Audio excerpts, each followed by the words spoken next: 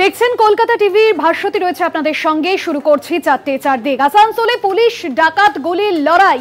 সোনার দোকানে ডাকাতির খবর পেতেই সেখানে পুলিশ পৌঁছয় আর তারপরেই শুরু হয় পুলিশ আর ডাকাতের মধ্যে গুলির লড়াই। আসানসোলের রানীগঞ্জের ঘটনা, শহর জুড়ে নাকা তল্লাশি পুলিশের।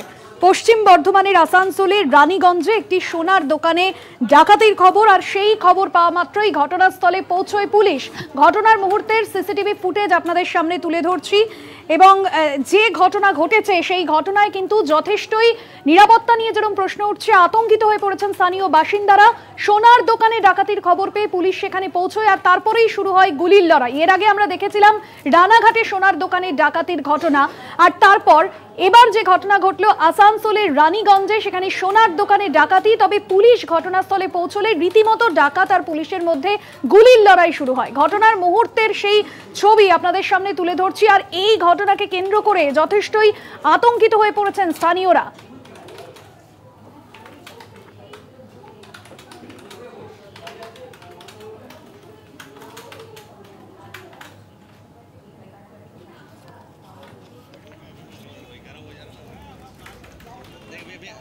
আসানসোল থেকে সরাসরি রয়েছেন আমাদের প্রতিনিধি পবিত্র বন্দ্যোপাধ্যায়। পবিত্র, দিনে দুপুরে ডাকাতির খবর পাওয়া যাচ্ছে আর সেই ডাকাতির খবর পেয়ে পুলিশ ঘটনাস্থলে পৌঁছলে রীতিমতো গুলির লড়াই। নিরাপত্তা নিয়ে প্রশ্ন উঠছে, কি অভিযোগ করছেন সোনার দোকানের মালিক, ঠিক কি ঘটনা ঘটেছিল, কি জানা যাচ্ছে সব মিলিয়ে?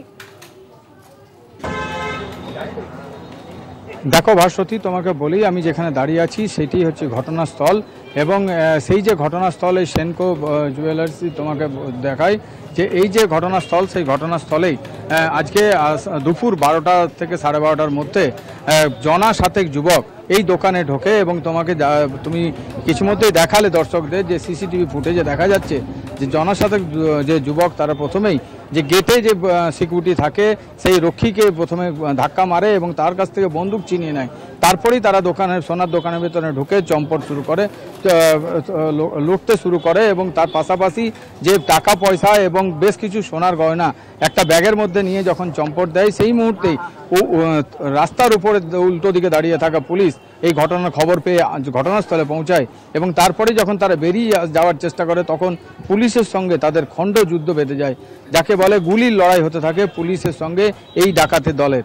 এবং তার ফলে এই ঘটনার ফলে তোমাকে বলে রাখি 2 জন আহত হয়েছে এবং একজন যে দুষ্কৃতী সেও আহত হয়েছে এই গুলির লড়াইয়ে। এবং তারা তোমাকে বলে রাখি এর পাশাপাশি এরা যখন রানীগঞ্জ থেকে এইদিকে চম্পট দেয় এবং তোমাকে বলে রাখি 20 থেকে 22 কিলোমিটার দূরে আসানসোলের মহিশিলা কলোনিতে একটি দল 4-5 জন মোটরসাইকেল 3-4 জন মোটরসাইকেল চেপে তারা মহিশিলার দিকে যায় এবং মহিশিলায় যাওয়ার পরে একটা পরিবারের 4 চাকা নিয়ে যখন যাচ্ছিল তাদেরকে রিভলভার দেখিয়ে সেই গাড়ি তাদের কাছ থেকে কেড়ে নেয় এবং সেখান থেকে তারা গাড়ি নিয়ে চম্পট দেয়।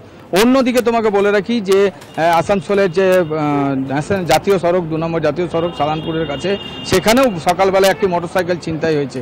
এবং তোমাকে বলে রাখি ভাস্বতী, এই মোটরসাইকেল ছিনতাই এবং এই সোনার দোকানে গাড়িতে করে মোটরসাইকেলে করে আসা এবং আসানসোলের যে মহিশিলা, সেই মহিশিলা থেকে একটি 4 চাকা গাড়িতে করে পালিয়ে নিয়ে 4 চাকা গাড়ি ছিনতাই করে চলে নিয়ে যাওয়া, এই 3টে ঘটনা কি এক সূত্রে বাঁধা সেটাই পুলিশ খুঁজছে। এখন এই ঘটনার পেছনে কারণটা কি? তোমাকে এও বলে রাখি যে কিছুক্ষণ আগে আসানসোল দুর্গাপুর পুলিশ কমিশনারেটের যে গোয়েন্দা দপ্তর তারা ঘটনাস্থলে পৌঁছায় এবং তারা এসে তদন্ত করছে এবং দেখছে কোন দিক থেকে কি ঘটনা।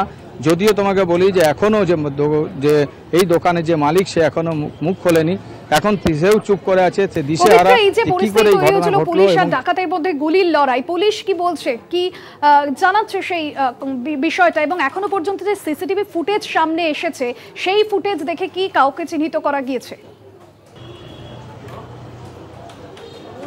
দেখো, পুলিশ চিহ্নিতকরণেরই কাজটা এখনো পর্যন্ত করছে, গোয়েন্দা দপ্তর করছে এবং স্থানীয় রানীগঞ্জ থানা সে করছে। প্রত্যেকে তারা তদন্তে এখন নেমেছে এবং তদন্ত নেমে দেখছে, তাদের যে দিক নির্ধারণ করছে তারা কোন দিকে গেছে। কারণ চতুর্দিকে যে সিসি ক্যামেরা লাগানো আছে রাস্তাতে, সেই রাস্তার সিসি ক্যামেরা ফুটেজ সংগ্রহ করছে পুলিশ এবং তার পাশাপাশি তারা দেখছে তাদের গতিবিধি কোন দিকে ছিল, তারা বেরিয়েছিল কোন দিক দিয়ে এসেছিল, সব কিছুই এখনও খতিয়ে দেখছে আসানসোল দুর্গাপুরের কমিশনারেটের পুলিশ বিভাগ। কিন্তু এখনো পর্যন্ত পুলিশ সঠিকভাবে মুখ খোলেনি, কিন্তু অন্যদিকে কাউকে চিহ্নিতকরণও করতে পারেনি পুলিশ। অন্যদিকে তোমাকে বলে রাখি, এই দিনে দুপুরে আসানসোল মহকুমায় তিনটে ঘটনা ঘটে যাওয়ার ফলেই একটা নিরাপত্তার প্রশ্ন থেকেই যাচ্ছে। ভাস্বতী, রানীগঞ্জের পাশাপাশি আসানসোলের চক্রবর্তী মোড়েও গুলি চলেছে পবিত্র, সেই জায়গা থেকে গুলি চালিয়ে চম্পট দিয়েছে দুষ্কৃতীরা এবং গাড়ি ছিনতাই করে। এই যে একেবারে ঘটনাক্রম পরপর আজ হলো, নিরাপত্তা ব্যবস্থা নিয়ে তো প্রশ্ন উঠছে এই সোনার দোকানগুলির। একদম তোমাকে বলে রাখি, ওইখানে সোনার দোকান নয়, আসানসোলের মহিশিলার যে চক্রবর্তী মোড়, সেখানে এক জনা তিনেক যুবক একটি মোটর সাইকেলে করে সেইটা দিয়ে যাচ্ছিল এবং সেইখানে একটি পরিবার কোনো এক তার আত্মীয়ের বাড়িতে আসেন কোনো অনুষ্ঠানে। তখনই তাকে যে গাড়ি চালক তাকে রিভলভার যাকে বলে কপালে ঠেকিয়ে তার কাছ থেকে গাড়ি কেড়ে নেয় এবং গাড়ি ছিনিয়ে নিয়ে সেই এলাকা থেকে চম্পট দেয়। এবং তোমাকে আমি কিছুক্ষণ আগেই বলে রাখলাম যে আজ সকালবেলায় আসানসোলের যে সালানপুর এলাকা 2 নম্বর জাতীয় সড়ক অঞ্চলে সেখানেও একটি সকালে মোটরসাইকেল ছিনতাই হয়েছে। এবং তোমাকে বলে রাখি যে এই যে মোটরসাইকেল ছিনতাই এবং আজকে সোনার দোকানে ডাকাতি, এই মোটরসাইকেলে করে এসে ছিনতাই করা এবং মোটরসাইকেলে করে ছিনতাই করে পালিয়ে যাওয়া, তারপরে আসানসোলের মহিশিলা কলোনি যেখানে রানীগঞ্জের ঘটনাস্থল তার থেকে 20-22 কিলোমিটার দূর, সেইখানে গিয়ে আবার একটা 4 চাকা গাড়ি করে ছিনতাই করে সারা চম্পট দিল দুষ্কৃতীরা। এবারে প্রশ্নচিহ্ন এটাই আসছে, যেমন একদিকে নিরাপত্তার অভাব, মানুষ অভাব বোধ করছে, অন্যদিকে এই তিনটে কি একই সূত্রে বাঁধা আছে, উত্তর খুঁজছে পুলিশ। ভাস্বতী, একদমই, এবং সেক্ষেত্রে ধন্যবাদ জানাবো পবিত্র বন্দ্যোপাধ্যায়, আমাদের প্রতিনিধি সরাসরি ছিলেন আসানসোল থেকে। আসানসোলের চক্রবর্তী মোড়ে গুলি চালানোর ঘটনা এবং একই দিনে পরপর যে ঘটনাক্রম ঘটেছে তা কিন্তু নিয়ে প্রশ্ন উঠছে অবশ্যই নিরাপত্তা ব্যবস্থা নিয়ে।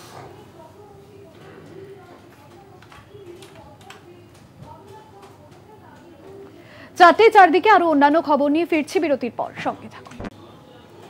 ফিরে এলাম বিরতির পর। তৃতীয়বারের জন্য প্রধানমন্ত্রীর মসনদে বসতে চলেছেন নরেন্দ্র মোদী এবং আজ নরেন্দ্র মোদীর শপথ গ্রহণ যে অনুষ্ঠান প্রধানমন্ত্রীর, সেখানে ফোন পাননি একাধিক হেভিওয়েট। যেমনটা জানা যাচ্ছে, স্মৃতি ইরানি, অনুরাগ ঠাকুর, রাজীব চন্দ্রশেখর, নিরঞ্জন জ্যোতি, নিশীথ প্রামাণিক, অজয় মিশ্র, টেনি, একাধিক হেভিওয়েট তারা ফোন পাননি, এমনটাই জানা গিয়েছে।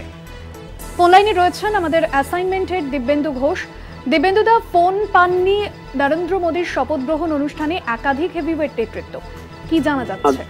না দেখো, গুরুত্বপূর্ণ মন্ত্রী ছিলেন নরেন্দ্র মোদী, যে অর্থাৎ দ্বিতীয়বারের জন্য নরেন্দ্র মোদী প্রধানমন্ত্রী হন 2019-এ। গুরুত্বপূর্ণ মন্ত্রকে ছিলেন নিশীথ প্রামাণিক, তিনি কেন্দ্রীয় স্বরাষ্ট্র প্রতিমন্ত্রী ছিলেন।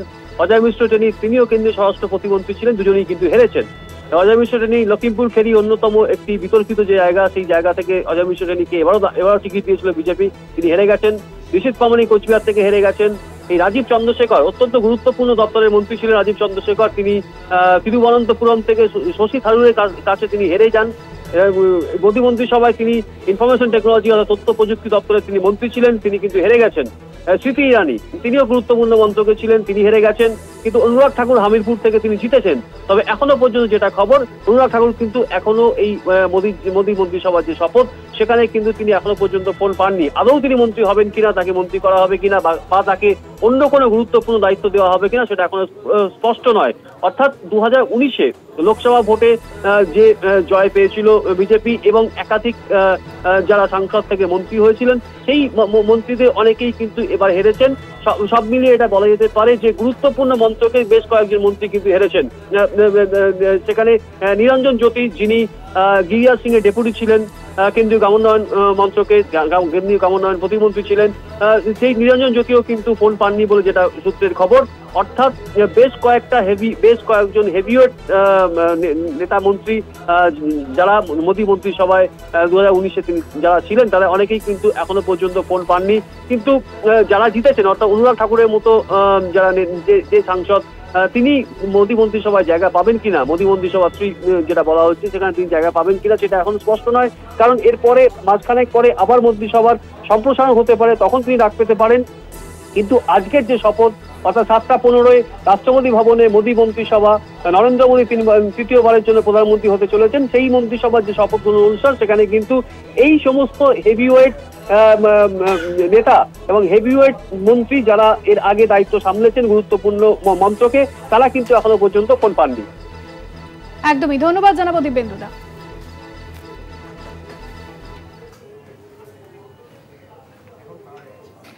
অন্যান্য খবর নিয়ে ফিরে আসছি বিরতির পর, সঙ্গে থাকুন। ফিরে এলাম বিরতির পর। আজ মোদীর শপথ গ্রহণ অনুষ্ঠান। এই নিয়ে তৃতীয়বারের জন্য প্রধানমন্ত্রী পদে শপথ নেবেন নরেন্দ্র মোদী।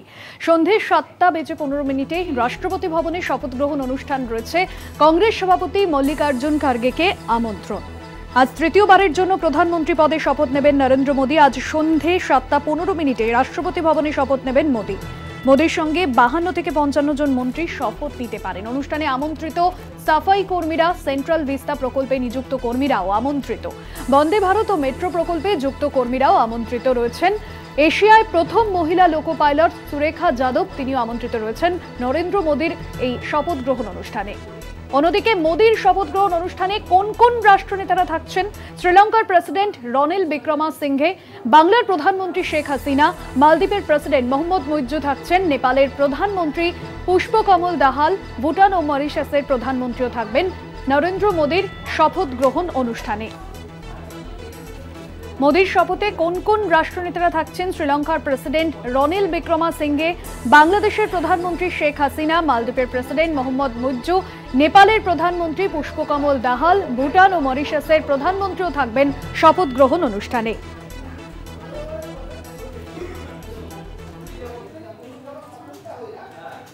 অন্যান্য আরো খবর নিয়ে ফিরছি বিরতির পর, সঙ্গে থাকুন। ফিরে এলাম বিরতির পর। নরেন্দ্র মোদীর মন্ত্রিসভায় কারা কারা থাকছেন? সম্ভাব্য মন্ত্রী হতে পারেন অমিত শাহ, রাজনাথ সিং। অন্যদিকে সম্ভাব্য মন্ত্রীর তালিকায় যাদের নাম উঠে আসছে, নীতিন গডকরি, শিবরাজ সিং চৌহান। সম্ভাব্য মন্ত্রী হতে পারেন জ্যোতিরাদিত্য সিন্ধিয়া। অন্যদিকে পাশাপাশি সম্ভাব্য যে মন্ত্রীদের নাম এখনো পর্যন্ত উঠে আসছে, অর্জুন মেঘওয়াল সম্ভাব্য মন্ত্রী হতে পারেন, নির্মলা সীতারামন। আপনাদের সামনে তুলে ধরছি সম্ভাব্য মন্ত্রী হিসেবে যাদের নাম এখনো পর্যন্ত উঠে এসেছে। এবং আপনাদের জানিয়ে রাখবো, আজ সন্ধ্যায় মোদীর সঙ্গে শপথ নেবেন তার মন্ত্রিসভার পূর্ণমন্ত্রী ও স্বাধীন দায়িত্বপ্রাপ্ত প্রতিমন্ত্রীরা। এবং পাশাপাশি এবার অর্থাৎ 2024-এর যে লোকসভা নির্বাচনের ফলাফল, সেই জায়গায় দাঁড়িয়ে একক সংখ্যাগরিষ্ঠতা কিন্তু বিজেপি পায়নি। সেই জায়গা থেকে অনেকটাই শরিক নির্ভর হতে হয়েছে নরেন্দ্র মোদীর দলকে। বিশেষ প্রতিনিধি সুচন্দ্রিমা রয়েছেন আমাদের সঙ্গে ফোন লাইনে। সুচন্দ্রিমাদি, আজ নরেন্দ্র মোদীর শপথ গ্রহণ অনুষ্ঠান এবং সম্ভাব্য মন্ত্রী কারা কারা হবেন সেই বিষয়ে যেরকম আমরা জানাচ্ছি, অন্যদিকে এবারের যে ছবিটা, সেই ছবি অনেকটাই বদলাবে শপথ গ্রহণ অনুষ্ঠানে, কারণ অনেকটাই শরিক নির্ভর হতে হচ্ছে এবার বিজেপিকে। দেখো, একদমই শপথ গ্রহণ অনুষ্ঠানে যারা আজকে নরেন্দ্র মোদীর সঙ্গে শপথ নিতে চলেছেন তারা মন্ত্রী তো হচ্ছেন, কিন্তু কোন পদের অর্থাৎ কোন মন্ত্রক তারা পাচ্ছেন এটা তারা নিজেরাও এখনো পর্যন্ত জানেন না। কারণ শরিক নির্ভর এই সরকার, কোয়ালিশন গভর্নমেন্ট চালাতে হচ্ছে নরেন্দ্র মোদীকে, এবং প্রথমবার এমন একটা সরকারে তিনি প্রধানমন্ত্রিত্ব করতে চলেছেন যেখানে তাদের জোট শরিককে কিন্তু কোনোভাবেই চটালে শুধু নয়, প্রত্যেকটা মুহূর্তে তাদেরকে সঙ্গে নিয়ে চলতে হবে, এমনটাই কিন্তু মনে করা হচ্ছে। তাই এই জোট সরকারে তিনি প্রধানমন্ত্রী হিসেবে কাকে তার পছন্দ অনুযায়ী আসন দিচ্ছেন এবং কাকে তার পছন্দ অনুযায়ী পদ দিচ্ছেন, এটা যেমন দেখার, তেমনই উল্লেখযোগ্যভাবে আমরা যদি একটু দেখি যে বাংলা থেকে এবার কি প্রাপ্য হচ্ছে। বাংলা এবার 18 থেকে বিজেপি 12-তে, এবং সেখানে বাংলাতে যদি কোনো পূর্ণমন্ত্রী পায় বাংলা, সেটা আগামী 2026-এর বিধানসভা নির্বাচনের আগে কিন্তু বিজেপির একটা বার্তা দেওয়া সেই বাংলাবাসীকে যে তারা কিন্তু ভোট না পেলেও বাংলাকে বঞ্চনার নজরে দেখছেন। তাই কোথাও এখানে সুকান্ত মজুমদারের উপস্থিতি এবং তার যে মন্তব্য, সেটা যেমন একটা জল্পনা বাড়িয়েছে, ঠিক অন্যভাবেই আজকে দেখো সেখানে শান্তনু ঠাকুর তিনি যদি এই জায়গা থেকে নেতৃত্বের জায়গায় পৌঁছান, আগে এই বক্তব্যকে প্রতিষ্ঠিত করতে পারে যে সুচন্দ্রিমা দিয়ে যদি স্থান পরিবর্তন করে কথা বলা সম্ভব হয়। সম্ভবত যোগাযোগ বিচ্ছিন্ন হয়েছে এবং আমরা কথা বলছিলাম আমাদের বিশেষ প্রতিনিধি সুচন্দ্রিমার সঙ্গে। আপনাদের জানিয়ে রাখবো যে আগের দুবারের যেখানে মন্ত্রিসভায় বিভিন্ন বিষয়কে জোর দেওয়া হয়েছিল, তবে এবার রাজ্যভিত্তিক যে জোট, সেই জোটকে প্রাধান্য দিয়ে শরিকদের যথাসম্ভব কিন্তু মন্ত্রিসভায় অন্তর্ভুক্তকরণের চেষ্টা করা হচ্ছে। অন্যদিকে আপনাদের জানিয়ে রাখবো, শপথ গ্রহণের আগেও জট কাটল না। এবং আপনাদের জানাবো যে শপথ গ্রহণ অনুষ্ঠানে যে জট ছিল অর্থাৎ শরিকদের তরফে, শরিকদের থেকে কাদের কাদের মন্ত্রী করা হবে সেই ধোঁয়াশা কিন্তু এখনো পর্যন্ত কাটলো না। কারণ 2024-এর লোকসভা নির্বাচনে আমরা দেখেছি যে আসন সংখ্যা বিজেপি পেয়েছে সেই জায়গায় একক সংখ্যাগরিষ্ঠতা কিন্তু দল পায়নি এবং সেই জায়গায় শরিক নির্ভর হতে হচ্ছে বিজেপিকে। এই নিয়ে আরো বিস্তারিত আলোচনায় যাব। আমাদের সঙ্গে রয়েছেন আমাদের অ্যাসাইনমেন্ট হেড দিব্যেন্দু ঘোষ। দিব্যেন্দুদা, এবার 2024-এর লোকসভা নির্বাচনের পর নরেন্দ্র মোদীর শপথ গ্রহণ অনুষ্ঠানের ছবিটা বদলাবে এবং শরিক নির্ভর যেহেতু হতে হচ্ছে তাদের মতামতকে প্রাধান্য দিতে হচ্ছে। তবে এই যে বন্টন, বিভিন্ন মন্ত্রক, সেই বন্টন নিয়ে ধোঁয়াশা এখনো পর্যন্ত কাটেনি, এমনটাই সূত্র মারফত জানা যাচ্ছে। আর কি কি বিষয়ে জানা যাচ্ছে? না দেখো, খুব পরিষ্কার যে গতকাল রাতেও যেটা আমি বলছিলাম যে অনেক রাত পর্যন্ত কিন্তু এই নীতিশ কুমার, চিরাগ পাসওয়ান এদের সঙ্গে আলোচনা হয়েছে। জেপি নাড্ডা অনেক কথা হয়েছে, বুঝিয়েছেন কোন কোন মন্ত্রক দেওয়া হতে পারে, কজন মন্ত্রী হতে পারেন, আদৌ কি সেই রাজ্যগুলোর জন্য বিশেষ করে এই অন্ধ্রপ্রদেশ কিংবা আগামী 12ই জানুয়ারি অন্ধ্রপ্রদেশের মুখ্যমন্ত্রী পদে শপথ নেবেন চন্দ্রবাবু নাইডু, সেই অন্ধ্রপ্রদেশ কিংবা বিহার এই দুটো রাজ্যের জন্য কি আলাদা কোনো স্পেশাল স্ট্যাটাস বা বিশেষ মর্যাদা কিংবা স্পেশাল প্যাকেজ দেওয়া হবে সেখানে কি? তাহলে এই যে ওদের যে মন্ত্রক বন্টনের যে দাবি দেওয়াটা ছিল, অর্থাৎ নীতিশ কুমার বা চন্দ্রবাবু নাইডু বা চিরাগ পাসওয়ান এদের যে মন্ত্রকের দাবি দেওয়া ছিল বিগ 4 বা বিগ 9, সেই জায়গা থেকে তাদের দেওয়া হবে কিনা, যেটা সূত্রের খবর যে বিগ 9 যে মন্ত্রক, সেই মন্ত্রক কিন্তু বিজেপির হাতেই থাকছে। অর্থাৎ কজন মন্ত্রী করা হবে টিডিপি থেকে এবং জেডিইউ থেকে, কজন মন্ত্রী করা হবে, কজন আজকে শপথ নেবেন সেটা কিন্তু অনেকটা পরিষ্কার, সেটা কিন্তু দুই দলকে জানিয়ে দেওয়া হয়েছে। কিন্তু কোন মন্ত্রক দেওয়া হবে তাদের সেটা কিন্তু এখনো পরিষ্কার নয়। যেটা সূত্রের খবর, যেটা আমরা পাচ্ছি যে এই যে 7:15-তে যে মোদী মন্ত্রিসভা শপথ নেবে সেখানে তেলেগু দেশম পার্টি, জেডিইউ কিংবা চিরাগ পাসওয়ানের জেএলপি বা এই যারা শপথ নেবেন, শরিক হিসাবে যারা শপথ নেবেন, তাদের কজন মন্ত্রী শপথ নেবেন সেটা খুব পরিষ্কার। কিন্তু তারা কোন মন্ত্রক পাবেন, কোন দপ্তর তাদের দেওয়া হবে সেটা কিন্তু এখনো পর্যন্ত পরিষ্কার নয়। সেটা একমাত্র শপথ হয়ে যাওয়ার পর, যেটা বিজেপির অত্যন্ত ঘনিষ্ঠ সূত্র থেকে যেটা খবর, জেপি নাড্ডা আবার বৈঠকে বসবেন। জেপি নাড্ডা এই শরিকদের সঙ্গে আলোচনা করবেন, আলোচনা করে তাদের জানানো হবে কোন মন্ত্রক তাদের দেওয়া হচ্ছে। অর্থাৎ এই নীতিশ কুমার বা চন্দ্রবাবু নাইডুর যে দাবি যে আমাদের এই মন্ত্রক দিতে হবে, এই গুরুত্বপূর্ণ মন্ত্রক আমরা চাই, বা নীতিশ কুমার দাবি করেছে রেল মন্ত্রক দিতে হবে, আদৌ রেল মন্ত্রক নীতিশ কুমার পাবেন কিনা সেটা কিন্তু নীতিশ কুমার এখনো জানেন না। অর্থাৎ শপথের আগে 2 থেকে 2.5 ঘন্টা আগেও কিন্তু এটা বলা যেতে পারে এই নরেন্দ্র মোদীর যে 3 নম্বর যে দ্বিতীয়বারের জন্য তিনি প্রধানমন্ত্রী হচ্ছেন, এই মোদী মন্ত্রিসভা, এই মোদী সরকার সেটা কিন্তু কিভাবে চলবে এবং শুরু থেকেই অর্থাৎ শপথের দিন থেকেই, শপথের আগে থেকেই যে ধোঁয়াশা রয়েছে, যে এই শরিকদের মধ্যে টানাপোড়েন রয়েছে, তাদের নানা রকম দাবি দেওয়া আবদার, সেগুলো কিভাবে মেটানো হবে, কিভাবে সরকার পরিচালনা হবে, সংসদের ভেতরে এবং বাইরে কিভাবে সরকার চলবে, সেটা কিন্তু সব থেকে বড় চ্যালেঞ্জ নরেন্দ্র মোদীর কাছে। যে চ্যালেঞ্জ কিন্তু নরেন্দ্র মোদী এখনো পর্যন্ত তার রাজনৈতিক ক্যারিয়ারে তিনি নিতে পারেননি, সেই চ্যালেঞ্জটা তিনি ঠিকমতো নিতে পারবেন কিনা সেটা কিন্তু এই 2024-এর লোকসভা ভোটের পর যে পরিস্থিতি দাঁড়িয়ে রয়েছে জাতীয় রাজনীতি, সেই জায়গায় দাঁড়িয়ে এই চ্যালেঞ্জ নরেন্দ্র মোদী কতটা নিতে পারেন সংসদের ভেতরে এবং বাইরে সেটা কিন্তু খুব পরিষ্কার হবে। এবং ঠিক কিভাবে তিনি সামলাচ্ছেন নীতিশ কুমার যিনি জাতীয় রাজনীতিতে পাল্টি কুমার নামে পরিচিত, সেই নীতিশ কুমারকে কিভাবে সামলাবেন, চন্দ্রবাবু নাইডুকে কিভাবে সামলাবেন, চিরাগ পাসওয়ানকে কিভাবে সামলাবেন, জিতন রাম মাঝিকে কিভাবে সামলাবেন, সেই সামলানোর যে দায়িত্বটা, অর্থাৎ দিব্যেন্দুদা এই জায়গা থেকে স্পষ্ট হচ্ছে যে আগামী দিনে জোট কাটায় যাতে সরকার কোনোভাবে সমস্যায় না পড়ে, যাতে ক্ষতবিক্ষত না হয়, সেই বিষয়টা কিন্তু দেখা হবে। শরিকদের যতটা সম্ভব অন্তর্ভুক্ত করা হবে মন্ত্রকে। আরো একটা বিষয় জানতে চাইবো, বাংলা থেকেও দুজনের নাম উঠে আসছে এবং তারা কেন্দ্রের মন্ত্রীর দায়িত্ব দিতে পারেন, সেই জায়গা থেকে কি কি বিষয়, কি কি সূত্র মারফত এখনো পর্যন্ত জানা যাচ্ছে বিষয়? দেখো, এখন পর্যন্ত যেটা খবর যে বাংলা থেকে 2 জন মন্ত্রী হবেন, একজন উত্তরবঙ্গ থেকে, একজন দক্ষিণবঙ্গ থেকে। এবং উত্তরবঙ্গ থেকে যেহেতু নিশীথ প্রামাণিক তিনি অত্যন্ত গুরুত্বপূর্ণ একটা মন্ত্রকে ছিলেন, কেন্দ্রীয় স্বরাষ্ট্র প্রতিমন্ত্রী ছিলেন, সেই নিশীথ প্রামাণিক কিন্তু কোচবিহার থেকে হেরে গেছেন। নিশীথ প্রামাণিক যদি জিততেন তাহলে কিন্তু এটা খুব পরিষ্কার ছিল নিশীথ প্রামাণিককে আবার মন্ত্রী করা হতো। কিন্তু নিশীথ প্রামাণিক যেহেতু হেরে গেছেন, উত্তরবঙ্গ থেকে সুকান্ত মজুমদার তিনি মন্ত্রী হতে পারেন। দক্ষিণবঙ্গ থেকে অত্যন্ত গুরুত্বপূর্ণ একটি আসন, যেটা মতুয়া অধ্যুষিত যে আসন বনগাঁ, সেই বনগাঁ থেকে আবার জিতেছেন শান্তনু ঠাকুর। এবং সিএ লাগু করার পর এই যে ইস্যুটা নিয়ে যে ইস্যুকে হাতিয়ার করে গোটা দেশ জুড়ে প্রচার করেছে, বিশেষ করে এই বাংলাতে, সেই মতুয়া অধ্যুষিত যে এলাকা থেকে শান্তনু ঠাকুরের জিত সেটা কিন্তু শান্তনু ঠাকুর তো মন্ত্রী ছিলেন, তিনি আবারও কিন্তু মন্ত্রী হতে পারেন এবং তিনি পূর্ণ মন্ত্রী হতে পারেন, যে খবর পাওয়া যাচ্ছে বিশ্বস্ত সূত্র থেকে, যদিও সেটা সম্ভাবনার কথা। অর্থাৎ উত্তরবঙ্গ থেকে সুকান্ত মজুমদার, দক্ষিণবঙ্গ থেকে শান্তনু ঠাকুর, এরা দুজন মন্ত্রী হওয়ার জোর জল্পনা আছে এবং সেই সম্ভাবনা রয়েছে।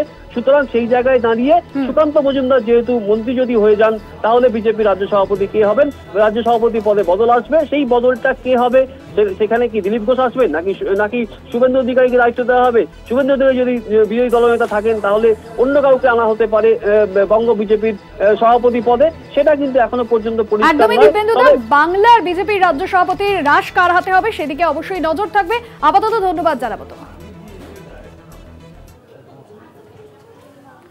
অন্যান্য খবর নিয়ে ফিরে আসছে বিরতির পর, সঙ্গে থাকুন। ফিরে এলাম বিরতির পর। বুথ ফেরত সমীক্ষাকে হাতিয়ার করে বড়সড় কেলেঙ্কারি হয়েছে শেয়ার বাজারে। এই প্রসঙ্গে ভোট পর্ব চলাকালীন নরেন্দ্র মোদী অমিত শাহর ভূমিকা নিয়ে ইতিমধ্যেই প্রশ্ন তুলেছেন বিরোধীরা। তৃতীয় এনডিএ সরকার শপথ নেওয়ার আগে থেকেই মুখ্যমন্ত্রী মমতা বন্দ্যোপাধ্যায় শেয়ার বাজারের কেলেঙ্কারির তদন্তের দাবিতে সরব হয়েছেন।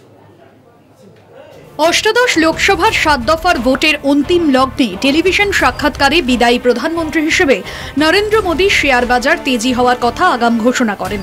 প্রায় একই সঙ্গে বিদায়ী মন্ত্রিসভার স্বরাষ্ট্রমন্ত্রী অমিত শাহ শেষ দফার ভোটের পর লগ্নিকারীদের শেয়ার কেনার পরামর্শ দেন।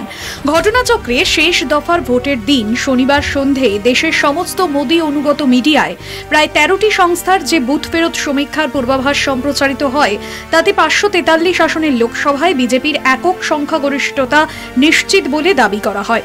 শুধু তাই নয়, একাধিক সমীক্ষা সংস্থা মোদী ঘোষিত 400 আসন পার করার পক্ষেও সওয়াল করে। শাসকের পক্ষে এমন ফলের পূর্বানুমানে সোমবার শেয়ার বাজার খুলতেই তা চড়তে শুরু করে অস্বাভাবিক হারে।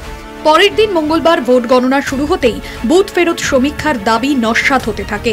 ফলে মুহূর্তের মধ্যে ধস নামে বাজারে, যার ফলে ক্ষুদ্র লগ্নিকারীরা বস্তুত পথে বসে যায়।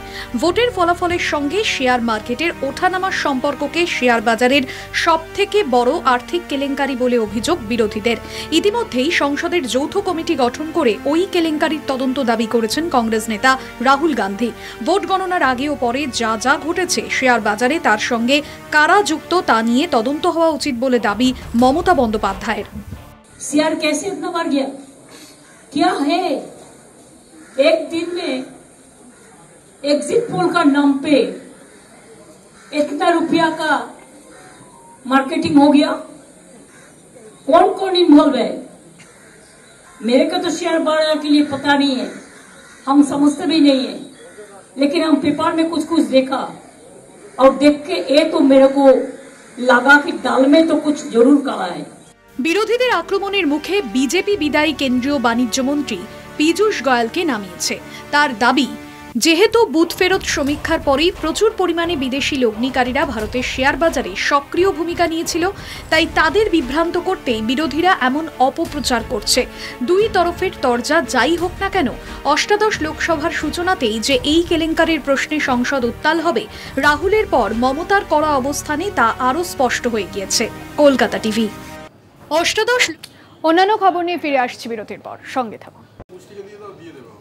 দুদিন দুর্ভোগের পর ছন্দে ফিরল শিয়ালদা স্টেশন। নন ইন্টারলকিং এর কাজ শেষ হয়ে গিয়েছে। ইতিমধ্যেই 1 থেকে 5 নম্বর প্ল্যাটফর্ম খুলে দেওয়া হয়েছে। 12 কামরার লোকাল ট্রেন পরিষেবাও চালু হয়ে গিয়েছে। আপাতত স্বস্তিতে নিত্যযাত্রীরা।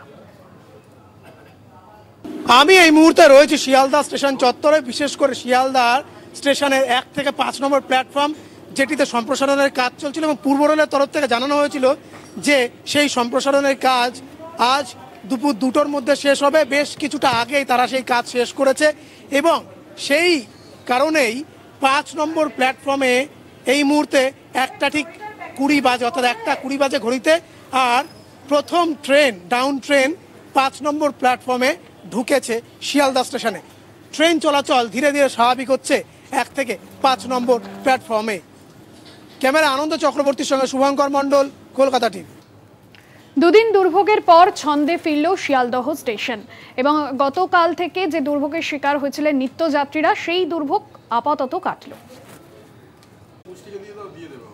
দুদিন দুর্ভোগের পর ছন্দে ফিরল শিয়ালদা স্টেশন। নন ইন্টারলকিং এর কাজ শেষ হয়ে গিয়েছে। ইতিমধ্যেই 1 থেকে 5 নম্বর প্ল্যাটফর্ম খুলে দেওয়া হয়েছে। 12 কামরার লোকাল ট্রেন পরিষেবাও চালু হয়ে গিয়েছে। আপাতত স্বস্তিতে নিত্যযাত্রীরা। আমি এই মুহূর্তে রয়েছি শিয়ালদা স্টেশন চত্বরে, বিশেষ করে শিয়ালদার স্টেশনের 1 থেকে 5 নম্বর প্ল্যাটফর্ম, যেটিতে সম্প্রসারণের কাজ চলছিল এবং পূর্ব রেলের তরফ থেকে জানানো হয়েছিল যে সেই সম্প্রসারণের কাজ আজ দুপুর 2টোর মধ্যে শেষ হবে। বেশ কিছুটা আগেই তারা সেই কাজ শেষ করেছে এবং সেই কারণেই 5 নম্বর প্ল্যাটফর্মে এই মুহূর্তে 1টা ঠিক 20 বাজে, অর্থাৎ 1টা 20 বাজে ঘড়িতে, আর প্রথম ট্রেন ডাউন ট্রেন 5 নম্বর প্ল্যাটফর্মে ঢুকেছে শিয়ালদা স্টেশনে। ট্রেন চলাচল ধীরে ধীরে স্বাভাবিক হচ্ছে 1 থেকে 5 নম্বর প্ল্যাটফর্মে। ক্যামেরা আনন্দ চক্রবর্তীর সঙ্গে শুভঙ্কর মণ্ডল, কলকাতা টিভি। দুদিন দুর্ভোগের পর ছন্দে ফিরল শিয়ালদহ স্টেশন এবং গতকাল থেকে যে দুর্ভোগের শিকার হয়েছিলেন নিত্যযাত্রীরা, সেই দুর্ভোগ আপাতত কাটল।